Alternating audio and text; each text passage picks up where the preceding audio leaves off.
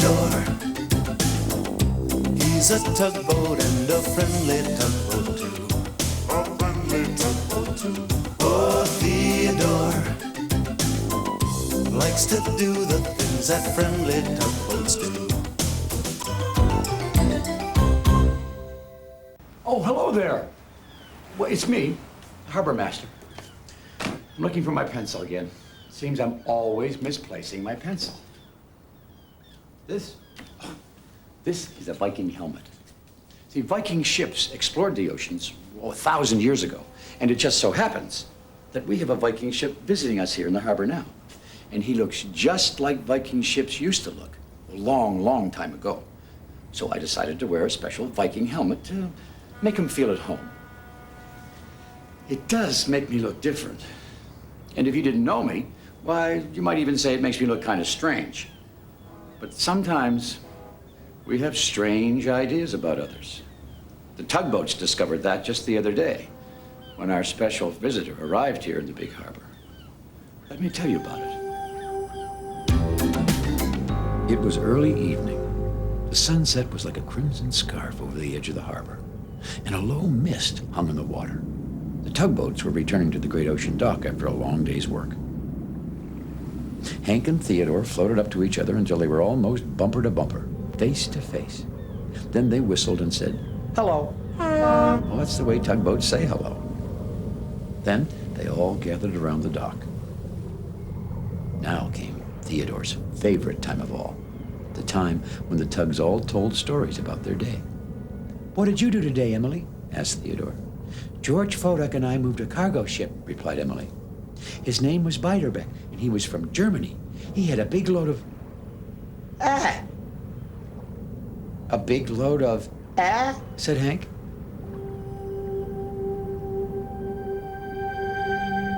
"Do you mean apples?"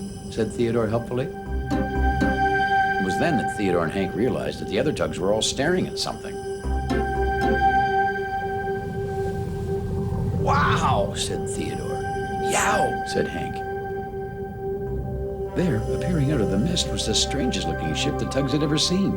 He was all made of wood and had a big flat sail with an odd pattern on it.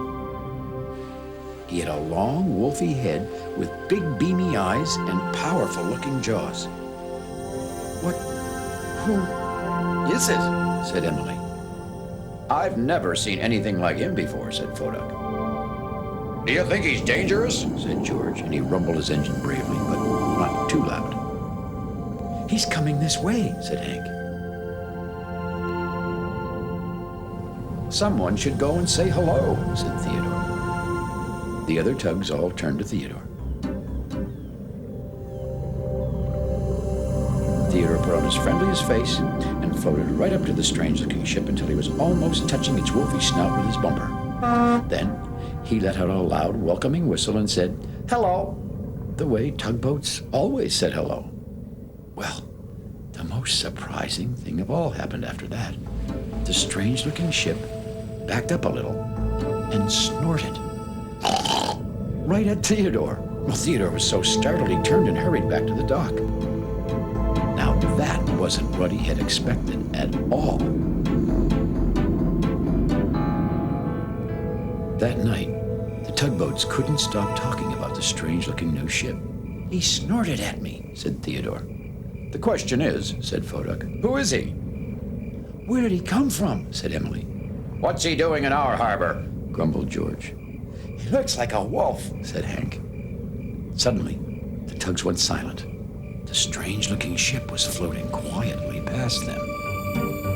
He was heading for the dock right next to the tugs, and it looked as if he meant to stay there. The tugboats all huddled together, just a little closer. No one told stories that night as they usually did. Instead, they all worried and watched the strange ship. The next morning, Theodore and Emily were heading off to work when they saw the strange ship again.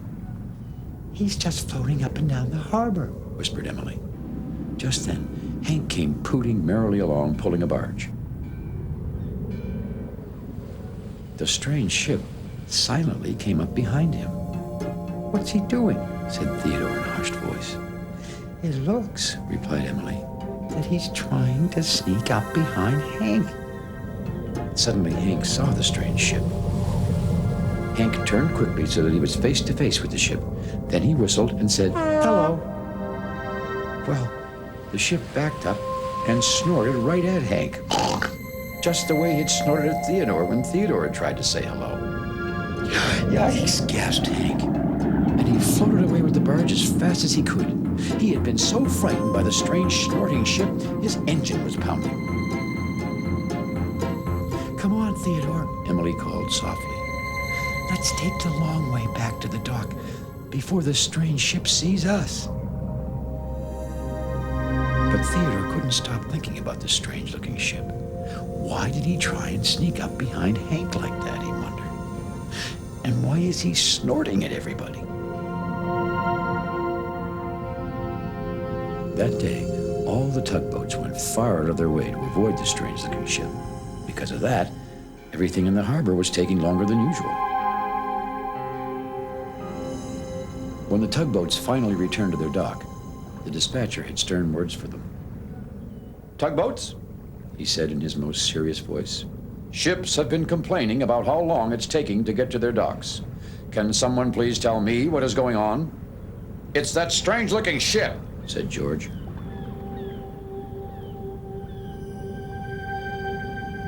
"Yes," said Emily. "He just floats up and down the harbor all day long." "He snorts at tugs," said Fodak. "He snuck up behind me," added Hank, and he has big teeth." Well, the dispatcher had to admit that even he had never seen a ship like that before, and he certainly was acting very strangely. "Nevertheless," the dispatcher went on, "I don't expect him to slow down the work of this harbor. That is all." "That ship is very different," said Emily quietly. Once more, the strange-looking ship stayed in the dock beside the tugs. Now, having the ship right next to them made the tugs all very worried, and they didn't tell their usual stories again that night. "I have to do something," thought Theodore to himself. Just before the sun went down, Theodore decided to visit a special friend. Theodore hoped Rebecca, the research vessel, could tell him about the strange-looking ship. See, Theodore thought Rebecca knew just about everything there was to know about ships.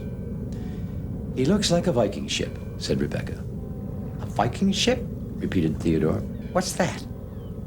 "Well, Viking ships sailed the oceans over 1,000 years ago," replied Rebecca. "They were great explorers. This ship in our harbor may be a brand new Viking ship." "But," said Theodore, "what is he doing here?" "I really don't know," said Rebecca. "Well, I don't think he likes us."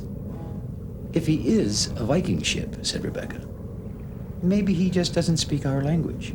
Did you try to say hello to him?" "Yes, I did," replied Theodore. And then he thought back to the first time he had seen the strange ship and how he had tried to say hello. "I wonder," said Theodore to himself.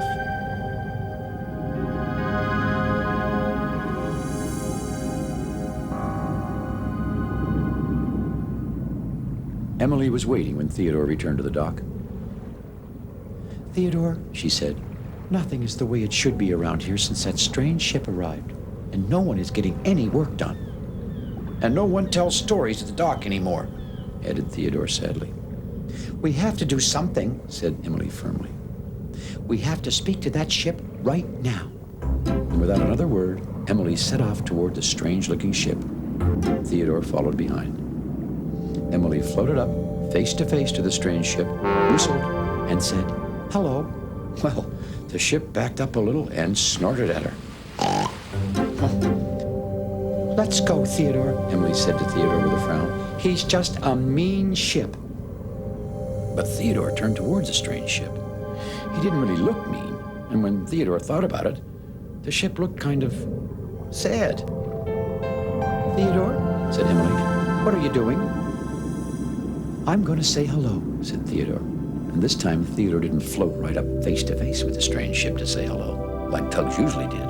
Instead, he slowly floated up behind the ship, just the way he had seen the ship float up behind Hank. And this time, the ship didn't snort. What it did was even more surprising than that. "Hello," said the stranger. "My name is Snorri, and I'm a Viking ship. I'm very pleased to meet you." "Hello, Snorri," replied Theodore. "I'm Theodore. I'm a tugboat, and I'm very pleased to meet you." Well, after Emily had gotten over her surprise, she floated over to Snorri and said, "Why are you being so mean and snorting at everyone?" "I thought you were being mean to me," replied Snorri. "I think," explained Theodore to Emily, "it's just that Snorri has a different way of saying hello than we do. See, we tugboats always say hello by floating right up to each other face to face and whistling," said Theodore. "I didn't know that," said Snorri, quite surprised. "We Viking ships always float up behind each other to say hello. We think that when you come right up to us face to face like that, you're going to bump us. That's why I snorted at you." "You didn't know I just wanted to say hello?" said Emily. Well, she just had to smile. "And all this time, we thought you didn't like us." "I thought you didn't like me," said Snorri. "I've been floating up and down the harbor trying to talk to someone, but everyone keeps floating away." "Talk about what?" said Theodore. "I'm visiting harbors everywhere to tell stories about what it was like for us Viking ships to explore the ocean 1,000 years ago," explained Snorri. "This harbor is my first stop." And then he looked sad. "But I haven't been able to tell a single story to anyone yet." Well, Theodore and Emily looked at each other. Were they thinking the same thing? The other tugboats were at the great ocean dock. Voduk was the first to see them. There was Emily and Theodore, and floating right in the middle, between them, was the strange ship. "Hello," said the ship. "My name is Snorri, and I'm a Viking ship." Well, the other tugs were so surprised, they didn't say anything for a moment. Hank began to float bravely forward to say hello, but Theodore went over and whispered, "Go up behind him, Hank. That's how Viking ships say hello."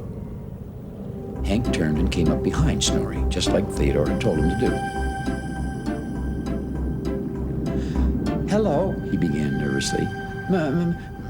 My name is Tugboat, and I'm a Hank. I mean," said Hank, my name is Hank, and I'm a tugboat." Well, everybody began to laugh, and their nervousness disappeared as if it had never really been there at all. That night, the tugboats all listened to Snorri, the Viking ship, tell many wonderful stories of faraway places and long ago times. And everyone agreed it was the best storytelling time they could ever remember. Well, now Snorri and the tugs are such good friends that Snorri has decided to stay on and visit with us here a little longer. He's still here in the harbor. And that's good, too, because it gives me a chance to say hello. And no matter how he says hello, I'll know that underneath it all, he's just the same as you and me. Just the same. I wonder. Yeah, there it is. I always put my pencil behind my ear, or in this case, my horn. Well, same old me. I'm off to meet Snorri. Thanks for visiting us here in the big harbor. We'll see you all again next time. Bye-bye.